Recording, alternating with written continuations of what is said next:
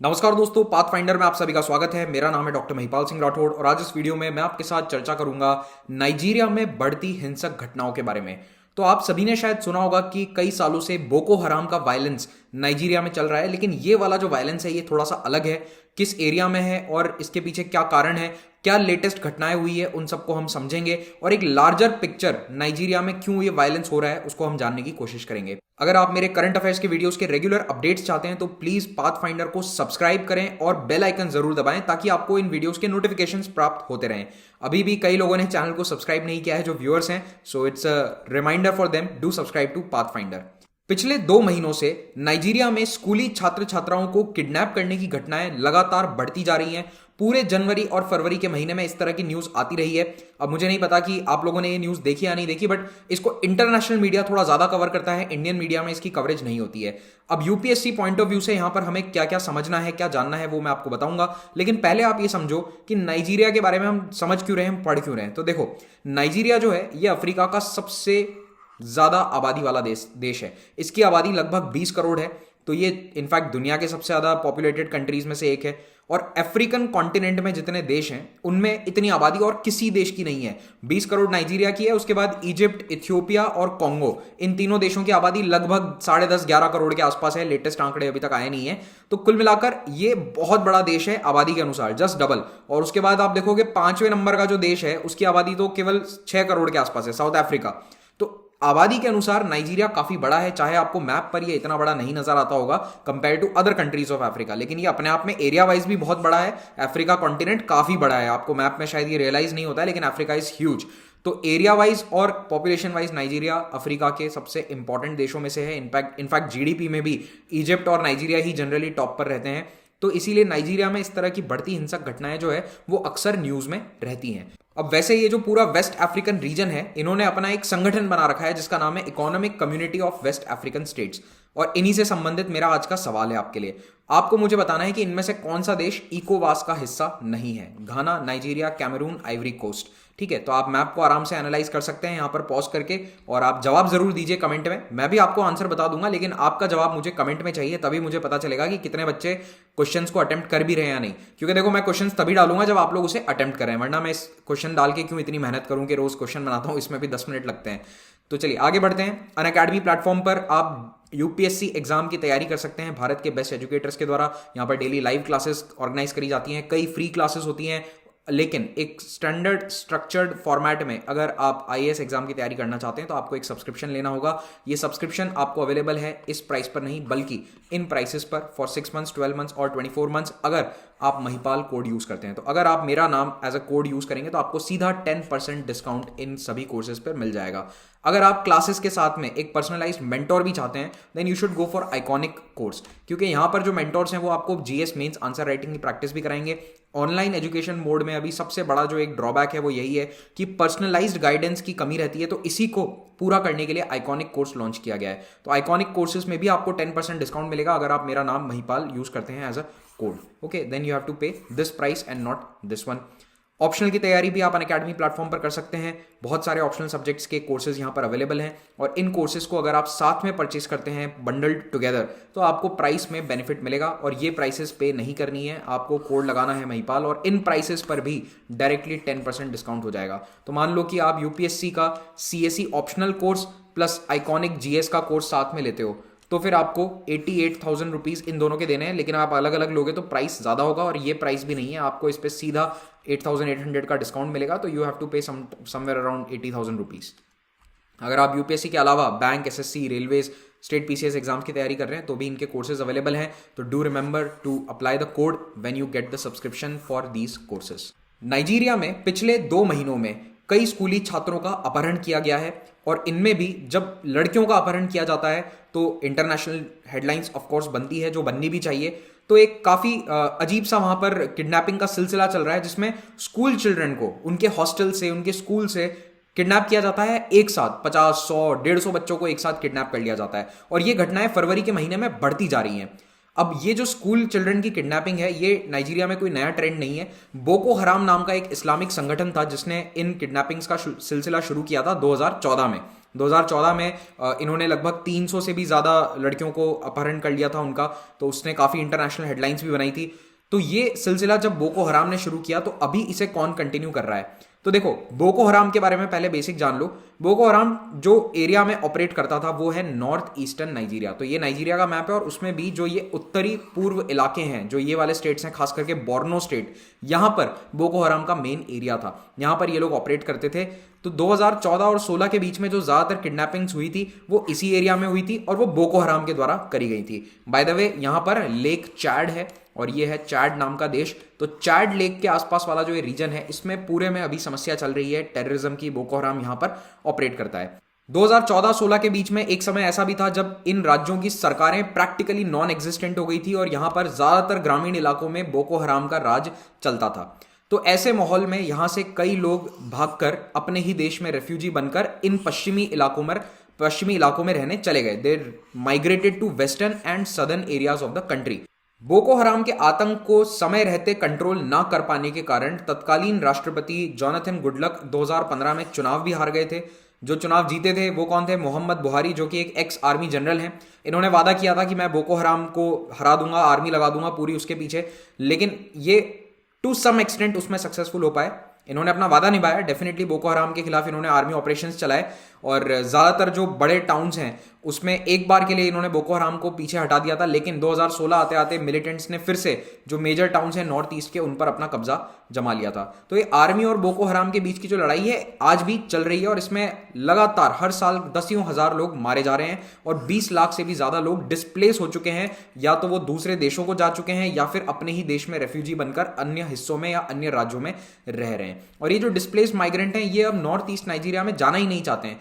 इनका ये कहना है कि यहां पर अब रहने लायक स्थिति ही नहीं है, हम यहां पर कैसे रहें, हमारे बच्चे सुरक्षित नहीं है, हम सुरक्षित नहीं है। तो इसीलिए वो इन इलाकों में अब जाकर रहना नहीं चाहते।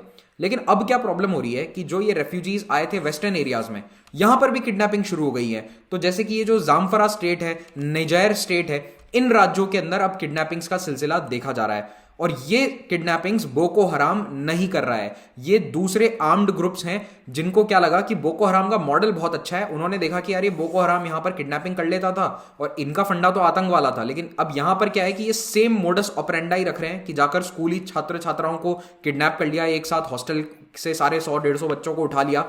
लेकिन इनका लक्ष्य क्या है? पैसा। तो ये आर्म्ड बैंडिट्स हैं, बड़े बड़े ग्रुप्स हैं इनके, और ये आते हैं आर्मी की यूनिफॉर्म में। और आप देखो कितने सारे 27 बच्चों को अगवा कर लिया, यहां पर फिर से 300 लड़कियों को इन्होंने अगवा कर लिया। ये सब फरवरी की न्यूज़ है बाय द वे। और इतने सारे जब किडनैपिंग्स होती हैं तो कई माँ बाप अपने बच्चों को छुड़ाने के लिए पैसे दे भी देते हैं, जिसमें कई बार मिडिल मैन की तरह सरकारी अथॉरिटीज, जो स्टेट राज्य की सरकारी अथॉरिटीज है, वो काम करती हैं। तो जैसे पिछले महीने 42 बच्चों को छुड़ाया गया था और इसमें सरकार ने अभी तक ये नहीं कहा है कि हमने रैंसम यानी कि जो राशि मांगी जाती है किडनैप करने के बदले में, वो हमने दी या नहीं। इस पर सरकार बिल्कुल चुप है। तो कई जगह बच्चों को छुड़ाया भी गया है और अभी बोको हराम के अटैक्स भी फिर से शुरू हो रहे हैं। तो जैसे नॉर्थ ईस्ट नाइजीरिया में भी लेटेस्ट अभी 1 मार्च को एक अटैक हुआ था। तो ये नाइजीरिया में बोको हराम वाला अटैक क्या लड़ाई, वो तो चल ही रहा है और अब ये वेस्टर्न एरियाज में किडनैपिंग्स की घटनाएं भी बढ़ती जा रही है। तो ये मास अबडक्शंस जो हैं ये ज्यादातर बोर्डिंग स्कूल से होते हैं। और बोर्डिंग स्कूल क्या है, वो देखो दुनिया में हर जगह बोर्डिंग स्कूल शहर के बीच में तो होती नहीं है, इतनी जगह नहीं होती, तो इनको थोड़ा शहरों से दूर बाहर बनाया जाता है। तो वहां पर ये जाते हैं, सिक्योरिटी इतनी अच्छी नहीं होती, ये आर्म्ड मिलिशियाज आते हैं ट्रक्स में या फिर गाड़ियों में और बच्चों को किडनैप करके ले जाते हैं। लेकिन इन किडनैपर्स और बोको हराम में सबसे बड़ा फर्क यह है कि ये कोई धार्मिक फिलॉसफी को फॉलो नहीं करते, इनको इस्लाम से कोई लेना देना नहीं है, ये केवल और केवल पैसे के लिए ये सब कुछ कर रहे हैं। तो 2011 और 20 के बीच में भी नाइजीरिया में लगभग $18 मिलियन एज रैंसम दिया गया है बच्चों को छुड़ाने के लिए। कई लोगों ने पैसे दिए हैं, सभी नहीं दे पाते लेकिन कई लोग दे भी देते हैं। तो $18 मिलियन जब दिए गए तो अब इससे इनके हौसले और बुलंद हो चुके हैं। इनफैक्ट नाइजीरिया के जो प्रेसिडेंट है मोहम्मद बुहारी, उन्होंने कुछ ही दिन पहले एक ट्वीट करके अपनी ही देश की राज्य सरकारों को यह चिताया था कि आप बैंडिट्स को यानी कि इन किडनैपर्स को पैसे देना बंद करो। कई राज्य सरकारों ने उनको पैसे और गाड़ियां दी है रैंसम के रूप में। इससे क्या होगा कि ये और ताकतवर होता जाएगा, ये ग्रुप्स और संगठित होते जाएंगे, इनके पास ज्यादा रिसोर्सेज होंगे, तो ये कल को हमारे लिए सिक्योरिटी प्रॉब्लम खड़ी कर सकते हैं। तो आप स्कूल्स की सिक्योरिटी बढ़ाओ, ना कि आप इनको पैसा और व्हीकल्स देने का काम करो। क्योंकि कई राज्य सरकारों पर यह आरोप लग रहा है कि वो सिक्योरिटी प्रॉब्लम को सॉल्व करने की बजाय, बच्चों को छुड़ाकर लाने की बजाय, माँ बाप पर ये प्रेशर बना देते हैं कि आप पैसे दीजिए और हम छुड़ाकर ले आएंगे पैसे देकर। तो वो मिडल मैन की तरह काम कर रहे हैं। तो इससे खुद इनके प्रेसिडेंट भी नाराज हैं। लेकिन मुझे ऐसा लगता है कि प्रेसिडेंट को डायरेक्टली एक्शन लेना चाहिए अपने राज्य सरकारों पर। हालांकि नाइजीरिया भी एक डेमोक्रेसी है, ये याद रखिए, तो वहां का भी सिस्टम हमारी तरह ही है कि थोड़ा स्टेट्स भी वहां पे पावर रखते हैं, तो इसलिए मे भी इतना डायरेक्ट एक्शन नहीं ले पाते हैं, but still he can do much better than just tweeting it on internet. अब नाइजीरिया में केवल किडनैपिंग्स ही एकमात्र प्रॉब्लम नहीं है। नाइजीरिया में ओवरऑल सिक्योरिटी सिचुएशन के कारण कई अलग अलग प्रकार की घटनाएं हमें देखने को मिल रही हैं, जिसमें सबसे इंपॉर्टेंट है भुखमरी की समस्या। तो नाइजीरिया के कई राज्यों में, यही उत्तर पश्चिमी जो राज्य हैं, नॉर्थ वेस्टर्न नाइजीरिया के जो राज्य हैं, स्पेशली स्टेट्स लाइक जामफरा, यहां पर हमें मैल न्यूट्रिशन और भुखमरी बड़े स्तर पर देखने को मिल रही है। और इस नॉर्थ वेस्ट में अब एक और प्रॉब्लम आई है कि यहां पर जो नोमैड्स हैं, जो एक जगह से दूसरी जगह तक घूमते रहते हैं अपने जानवरों को लेकर, वो अब किसानों के साथ लड़ रहे हैं। जो सेटल्ड एग्रीकल्चरिस्ट हैं, किसान हैं, उनके साथ इनकी लगातार लड़ाइयां चल रही है और लड़ाइयों में गोलियां वोलियां चल जाती है। लड़ाई ऐसी नहीं है कि तू मैं हो रही है, there are actual fights going on. और ये फाइट आप जानकर हैरान होंगे कि बोको हराम वाले सिविल वॉर से ज्यादा खतरनाक है, क्योंकि इसमें ज्यादा लोगों की जान जा रही है बजाय जो नॉर्थ ईस्ट में बोको हराम के साथ आर्मी लड़ रही है। तो अगर यहां पर 10,000 लोगों की जान जा रही है, तो यहां पर 15,000 लोगों की जाने जा रही है। एक अंदाजा देने के लिए बता रहा हूं, ये एग्जैक्ट आंकड़ा नहीं है। ओके, तो ये जो नॉर्थ वेस्ट में फार्मर्स के साथ लड़ाई चल रही है, इसके कारण भुखमरी भी बढ़ रही है जामफरा जैसे राज्यों में, और माल न्यूट्रिशन के कारण वहां पर फूड सप्लाईज की हालत काफी खराब है। इनफैक्ट इसको लेकर अभी नाइजीरिया के कई प्रोमिनेंट लोग ट्वीट भी कर रहे थे कुछ दिन पहले कि एक ब्लॉकेड सा चल रहा है नॉर्थ और साउथ के बीच में। सारी फूड सप्लाई की जो चेन्स हैं वो अफेक्टेड हैं। यहां पर उत्तरी एरियाज के अंदर खाने को नहीं है लोगों के पास, और दक्षिण से ज्यादा हेल्प मिल नहीं रही। याद रखिए, नाइजीरिया में भी जो ज्यादातर डेवलपमेंट है वो साउथ वाले एरियाज में है। जो मैक्सिमम यहां पर जो सरकार का भी पैसा लगता है और जो समृद्धि है वो दक्षिणी राज्यों में है। उत्तरी राज्य इतने प्रॉस्परस नहीं है, ठीक है। और नाइजीरिया की आबादी इतनी बड़ी है कि ये एक बहुत खतरनाक सिचुएशन हो सकती है, क्योंकि याद रखो नाइजीरिया की पॉपुलेशन 20-21 करोड़ के आसपास है। फिर नाइजीरिया में एक और सिक्योरिटी प्रॉब्लम चल रही है। वो क्या कि साउथ ईस्ट का एक काफी समृद्ध इलाका जिसका नाम है बियाफ्रा, ये अलग देश बनाना चाहते हैं, रिपब्लिक ऑफ बियाफ्रा, ठीक है। तो बियाफ्रा 3 साल के लिए अलग हो भी गया था। 1967 से 70 के बीच में इन्होंने अपने आप को इंडिपेंडेंट घोषित कर दिया था, झंडा वंडा सब बना लिया था अपना अलग। लेकिन फिर एक नाइजीरिया में सिविल वॉर होता है, और इस सिविल वॉर में जो मेन नाइजीरिया देश की आर्मी है उन्होंने बियाफ्रा को हराकर फिर से अपने साथ जोड़ लिया। लेकिन अभी पिछले कुछ महीनों से क्या चल रहा है कि ये बियाफ्रा वाले फिर से बोल रहे हैं कि हमें तो अलग देश बनाना है, ये उत्तर के जो सारे प्रॉब्लम है ये उत्तर वाले नॉर्थ वाले लोग जाने, हम तो हमारा अलग देश बनाएंगे। फिर एक और सिक्योरिटी प्रॉब्लम है कि नाइजीरिया के पास में जो ये गल्फ ऑफ गिनी है, जो ये समुद्र है गल्फ ऑफ गिनी, इसमें पायरेसी बहुत बढ़ती जा रही है। और इंटरनेशनल मैरीटाइम बोर्ड ने हाल ही में इसको दुनिया के सबसे डेंजरस और पायरेसी प्रोन समुद्री इलाकों में से एक घोषित किया था। इस प्रकार की घोषणा होने से नुकसान किसको होता है? व्यापार को, क्योंकि इंटरनेशनल शिपिंग कंपनीज जो हैं वो इस एरिया को अब अवॉइड करेंगी। तो जैसे नाइजीरिया का लागोस शहर हो गया जो इनके लिए काफी इंपॉर्टेंट पोर्ट है, वो अवॉइड करेंगे कि यहां पर हम सामान अपना ना भेजें, क्योंकि यहां पर पायरेसी का डर ज्यादा है। तो इसीलिए ट्रेड भी काफी इंपैक्ट हो सकता है। तो नाइजीरिया की आर्मी चौतरफा अभी लड़ाइयां लड़ रही है, एक तरफ बोको हराम से, एक तरफ इन आर्म्ड बैंडिट से जो किडनैपिंग्स किए जा रहे हैं, दूसरी तरफ बियाफ्रा वाले अलग होने की बात कह रहे हैं।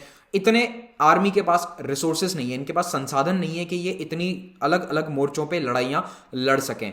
तो इसीलिए 2021 के जनवरी महीने में राष्ट्रपति ने यह भी अनाउंस किया था कि मेरे जो सिक्योरिटी चीफ हैं वो ढंग से सिचुएशन को संभाल नहीं पा रहे, तो इन्होंने अपने आर्मी चीफ्स को फायर कर दिया था, हटा दिया था, और उनकी जगह नए मिलिट्री कमांडर्स को रखा था। लेकिन ये नए मिलिट्री कमांडर्स भी ज्यादा सक्सेसफुल नहीं हो पा रहे हैं। तो जनवरी में कुछ इनिशियल गेन्स इनको मिले थे, लेकिन अभी भी कई शहरों पर हमले लगातार जारी हैं। बोको हराम ने कुछ ही दिन पहले एक बहुत बड़ा डेडली रॉकेट अटैक भी किया था। तो बोको हराम को ये लोग 7 साल में पूरी तरह से डिसबैंड नहीं कर पाए। तो ऐसे में नाइजीरिया अब क्या कर सकता है? तो नाइजीरिया के पास सबसे पहला ऑप्शन तो यही है कि वो अपनी आर्मी को थोड़ा और स्ट्रांग बनाए और सोल्जर्स को रिक्रूट करे। नाइजीरिया की आर्मी अभी हर साल केवल 5,000 सैनिकों को रिक्रूट करती है। बहुत छोटा नंबर है ये। अगर आप देखो नाइजीरिया की साइज 20 करोड़, उसके अनुसार केवल 5,000 नए सैनिक हर साल रिक्रूट हो रहे हैं। प्लस उनके पास हथियार नहीं है, मॉडर्न वेपन्स की कमी है। इनफैक्ट कई वेपन्स तो वो लोग प्री कॉलोनियल टाइम्स के इस्तेमाल कर रहे हैं। और एक और इंपॉर्टेंट प्रॉब्लम ये कि नाइजीरिया की पुलिस और आर्मी की इमेज इतनी अच्छी नहीं है। लोकल लोग उन्हें इतना सपोर्ट नहीं करते, स्पेशली नॉर्दर्न रीजन्स के। तो जब लोग उन पर ट्रस्ट नहीं करते, भरोसा नहीं करते, तो उन्हें लोकल इंटेलिजेंस नहीं मिल पाती, और इसी कारण से बड़ी बड़ी घटनाएं हो जाती है और नाइजीरिया की पुलिस और मिलिट्री कुछ नहीं कर पाती। उनका उत्तरी क्षेत्रों के लोगों का अपनी आर्मी में, अपनी गवर्नमेंट फोर्सेस में भरोसा पूरी तरह उठ चुका है। और उसके पीछे रीजन क्या है कि पुलिस के कुछ स्पेशल डिपार्टमेंट्स हैं जिन्होंने इतनी ब्रुटैलिटी करी थी कि उनको डिसबैंड करने के लिए, उन डिपार्टमेंट्स को बंद करने के लिए प्रॉपर एक मूवमेंट चलाया नाइजीरिया वालों ने। तो नाइजीरियन पुलिस का एक अलग विभाग था, स्पेशल एंटी रॉबरी स्क्वाड, जिसका नाम था सार्स। ये जो सार्स है, इस पर इतने मानवाधिकारों के हनन के आरोप लगे, इतने सारे अब्यूजेस के आरोप लगे इन पर कि ये लोगों को टॉर्चर करते हैं, उठाकर ले जाते हैं किसी को भी, कि नाइजीरिया के लोगों ने 2020 में पैंडेमिक के दौरान एक आंदोलन चलाया था कि सार्स डिपार्टमेंट को बंद करा जाए सरकार के द्वारा। तो इसको लेकर काफी आंदोलन किया था इन्होंने, 2016 में भी किया था, 2020 में भी किया था। तो जस्ट इमेजिन कि इनको कितनी समस्या होगी अपने खुद की पुलिस से कि ये पैंडेमिक के दौरान सड़कों पर उतरकर प्रदर्शन कर रहे थे। अब मैंने आपसे जो सवाल पूछा था इकोवास के बारे में, तो देखो इकोवास का मतलब होता है Economic Community of West African states. In waste African states में घाना शामिल है, नाइजीरिया शामिल है, आइवरी कोस्ट भी शामिल है, कैमरून शामिल नहीं है। तो यहाँ पर ये जो ग्रीन कलर में आपको देश दिख रहे हैं, ये इसके मेंबर्स हैं, इस मैप में आप ढंग से देख सकते हैं। तो ये वाला है कैमरून। कैमरून की फुटबॉल टीम काफी अच्छी होती है, तो कैमरून इसमें शामिल नहीं है, ये बात आप याद रखिएगा। चैड भी इसमें शामिल नहीं है, चैड को भी इसमें कई बार इंक्लूड किया जा सकता है, ये वाला देश है चैड, ठीक है। तो चैड शामिल नहीं है, कैमरून शामिल नहीं है, इनका आप ध्यान रखिए। और यहां पर अल्जीरिया भी इसमें शामिल नहीं है। 2 साल पहले ये इकोवास न्यूज में था क्योंकि भारत के export import bank of India ने $500 मिलियन का लोन देने की घोषणा करी थी इकोवास कंट्रीज को। इसी के साथ ये लेक्चर समाप्त होता है। Thank you very much for watching this. PDF आप इस टेलीग्राम चैनल से डाउनलोड कर सकते हैं और चैनल को सब्सक्राइब करना ना भूलें। लेक्चर अच्छा लगा तो लाइक बटन पर भी जरूर क्लिक करें। Have a great day.